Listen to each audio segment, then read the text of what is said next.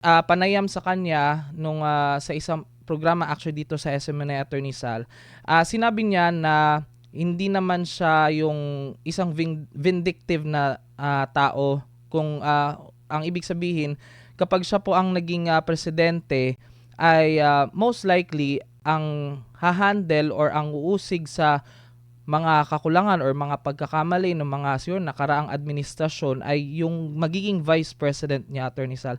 Sa tingin niyo po ba, Attorney Sal, kung sino man yung magiging vice president ni VP Sara, ma-handle niya na maayos ang pagpapanagot sa mga naging pagkakamali ng nakaraang or ng administrasyon na susundan niya?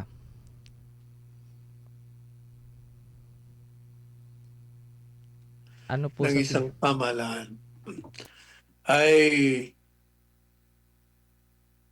unang-una ay imbestigahan. Pangalawa, maghahain sila ng karapat-dapat na demanda sa mga nagkamit ng krimen o irregularidad. At pangatlo, pag naihain na yan, ang hukuman naman ang lilitis kung ang akusado ay tunay ngang nagkasala. Bibigyan siya ng pagkakataon ipagtanggol ang kanyang sarili. At ang pamahalaan ay mga kanya-kanyang departamento na nag-handle niyan. At ang Department of Justice ang mag-iimbestiga niyan. At pagkatapos, pag nakakita ng probable cause, idudulog naman yan sa hukuman.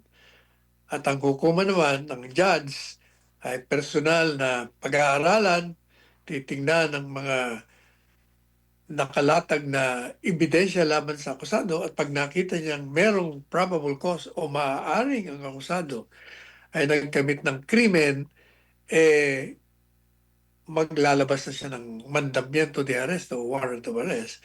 At ang akusado naman either voluntaryong umapil sa hukuman or ipa-aresto siya at mag-post siya ng bail kung ang kanyang kaso ay maaaring bigyan siya ng piyansa.